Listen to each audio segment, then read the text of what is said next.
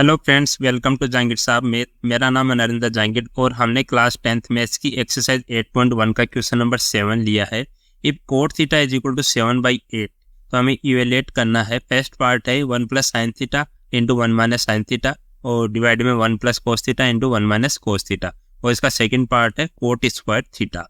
Means हमें cot theta की value given है। ठीक है, कोट थीटा कितना है 7/8। ठीक है, अब हमें पता है कि मंत्र क्या बोलता है। ट्रिगोनोमेट्री में सबसे पहले आपको मंत्र ही लिखना है, पंडित बद्री प्रसाद हर हर बोले सोना चांदी तोले। ठीक है, तो अब देखो इसमें कोट थीटा क्या फॉर्मूला बनेगा। कोट किसका इन्वर्स होता है, किसका उल्टा होता है, टेन का। तो टेन का फॉर्मूला क्या बनता है, परपेंडिकुलर अपॉन बेस। ठीक है, तो कोट का कितना हो जाएगा, बेस अपॉन परपेंडिकुलर। तो ये आ जाएगा बेस अपॉन परपेंडिकुलर।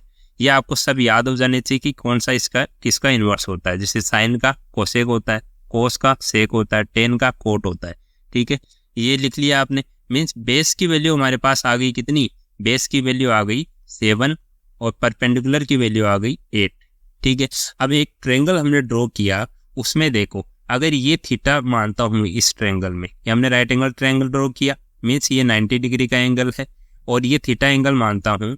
तो ये देखो कोट थीटा, थीटा के सामने वाला क्या होगा, परपेंडिकुलर होगा। ठीक है, तो परपेंडिकुलर की वैल्यू कितनी आई, 8 आई।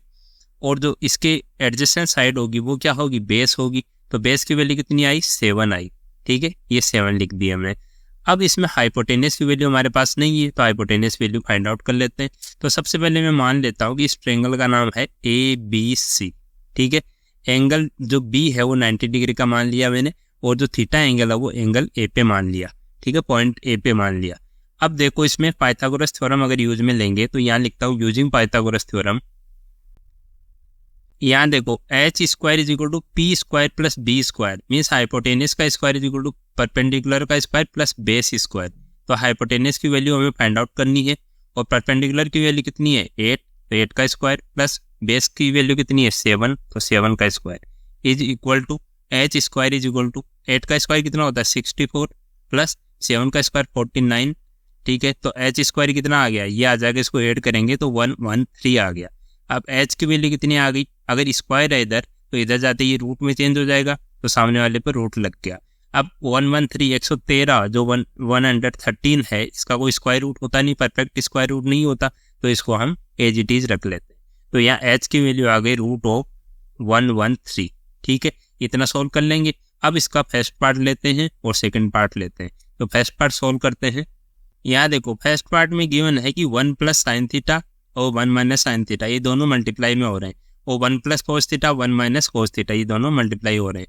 तो अब देखो अगर इसको सोल्व करेंगे आप, तो आपने एक फॉर्मूला पढ़ा था कि a प्लस बी और इंटू a माइनस बी, ये कितना होता है, ये होता है a square minus B square. ठीक है, आपको याद होगा ये 6th क्लास से पढ़ते हुए आते हैं कि a plus B into a minus B, ये होता है a square minus B square. तो यहाँ कुछ ऐसे ही फॉर्मूला बन रहा है 1 plus sine theta a plus B और 1 minus sine theta a minus B. तो इसको a square minus B square लिख सकता हूँ। तो a की वैल्यू कितनी है 1 का स्क्वायर माइनस b की वैल्यू कितनी है साइन थीटा, तो साइन थीटा का square upon as it is नीचे वाले में बन रहा है डिनोमिनेटर में भी a प्लस बी और a माइनस बी, ये भी हो जाएगा 1 का स्क्वायर माइनस कोस थीटा का स्क्वायर। अब इसको अगर सोल्व करेंगे आप तो कितना आएगा 1 माइनस साइन थीटा, तो साइन स्क्वायर थीटा हो गया, स्क्वायर है ना यहाँ, तो साइन स्क्वायर थीटा हो गया, और 1 का स्क्वायर करेंगे तो 1 ही आएगा, अपॉन 1 का स्क्वायर 1 हो गया माइनस कोस थीटा का स्क्वायर कितना हो गया कोस स्क्वायर थीटा। अब इसकी वैल्यूज हमें फाइंड आउट करनी पड़ेगी, तो साइन थीटा और कोस थीटा की वैल्यू हम इसमें रखते हैं। तो यहाँ लिखते हैं 1 minus sine theta, sine theta क्या होता है परपेंडिकुलर अपॉन हाइपोटेनियस। तो परपेंडिकुलर की वैल्यू कितनी 8, तो यहाँ लिखूंगा ब्रेक स्क्वायर है, तो साइन थीटा की वैल्यू रख रहे हैं, तो इसको 8 upon perpendicular upon hypotenuse, hypotenuse कितना है रूट ऑफ 113 का होल स्क्वायर हो जाएगा ये। ठीक है, साइन स्क्वायर है ना, तो होल स्क्वायर हो जाएगा अपॉन ये आ जाएगा 1 minus cos theta, cos theta की वैल्यू कितनी होती है बेस अपॉन हाइपोटेनियस, बेस की वैल्यू कितनी है 7 है, हाइपोटेनियस की वैल्यू कितनी है रूट ऑफ 113, तो ये हो जाएगा 7 अपॉन रूट ऑफ 113 का होल स्क्वायर। अब इसको आगे सॉल्व करेंगे तो देखो 1 माइनस 8 अपॉन रूट ऑफ 113। तो 8 का स्क्वायर और इसका अलग अलग स्क्वायर कर सकते हैं, जैसे a बाई बी होता है, a बाई बी का होल स्क्वायर कितना होता है a square by B square. तो 8 का स्क्वायर कितना हो गया 64 अपॉन रूट ऑफ 113 का करेंगे स्क्वायर करेंगे तो रूट से स्क्वायर से रूट कट जाएगा, मीन्स ये रूट हट जाएगा इसका। ठीक है, जैसे आप देखिए रूट a का होल स्क्वायर करते हैं तो कितना आता है, ये स्क्वायर से रूट कट जाता है, मीन्स a आ जाता है। तो 113 का अगर रूट हट जाएगा स्क्वायर करेंगे तो 113 बन जाएगा अपॉन 1 माइनस 7 का स्क्वायर कितना होता है 49 अपॉन 113 का 113 बन गया स्क्वायर, ये स्क्वायर से रूट कैंसिल आउट हो गया।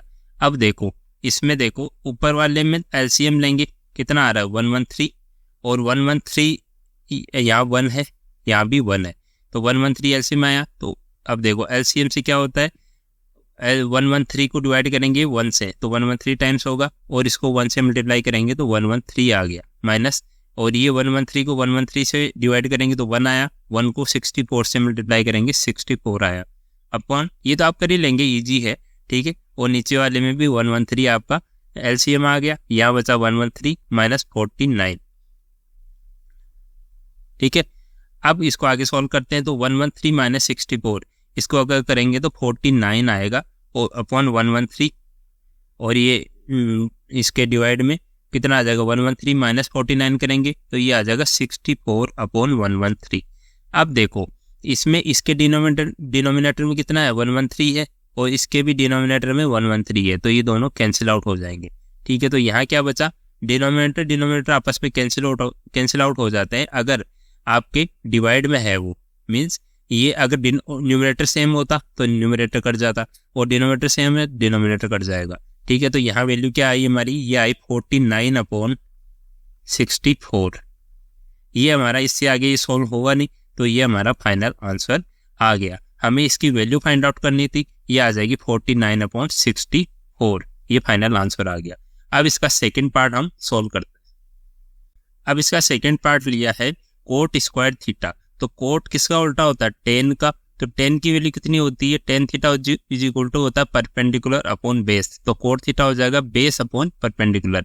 तो कोट थीटा क्या हो जाएगा बेस अपॉन परपेंडिकुलर, तो बेस की वैल्यू कितनी है 7 है, तो 7 अपॉन परपेंडिकुलर की वैल्यू कितनी है 8 है, तो 8 है। अब इसका स्क्वायर है तो स्क्वायर कर देंगे। अब देखो 7 का स्क्वायर कितना होता है 49 अपॉन 8 का स्क्वायर कितना होता है 64, तो ये तो काफी सिंपल है 49 अपॉन 64 आ गया। आप देख ले पा रहे होंगे ना फर्स्ट पार्ट में भी यही आंसर आया था 49 अपॉन 64 और सेकंड पार्ट में भी यही आंसर आ रहा है 49 अपॉन 64। तो ये तो हो सकता है, ऐसा नहीं है कि सेम नहीं आ सकती हमारे, लेकिन आंसर दोनों ही सही है, सेम है लेकिन दोनों सही है। ठीक है, हमने फर्स्ट पार्ट भी सॉल्व करके बता दिया और सेकंड पार्ट भी सॉल्व कर दिया। फर्स्ट वाले में ध्यान ये रखना है कि इस a plus B into A minus B का फॉर्मूला लगेगा A square minus B square, और फिर जब ये ऊपर वाला एलसीएम लेके सॉल्व करेंगे नीचे वाला एलसीएम लेके सॉल्व करेंगे तो इसका जो डिनोमिनेटर है दोनों का वो कैंसिल आउट हो जाएगा और ये हमारे पास ये वैल्यू आ जाएगी। ठीक है, अगर फिर भी इसमें कंफ्यूजन होता है तो क्या होता है, जैसे a by B upon C by D होता है तो उसका हम कैसे कर सकते हैं कि a और d ये दोनों मल्टीप्लाई हो जाते हैं। जैसे a बाई बी, इसका मतलब समझो a बाई बी ये डिवाइड हो रहा है c बाई डी से। ठीक है, अब डिवाइड का अगर साइन हम मल्टीप्लाई में चेंज करना चाहेंगे तो क्या होता है a बाई बी इंटू अगर करेंगे तो ये उल्टा हो जाएगा, मीन्स d बाई सी हो जाएगा हमेशा, तो इसकी वैल्यू आएगी A D upon B C. ठीक है, ऐसे होता है ये।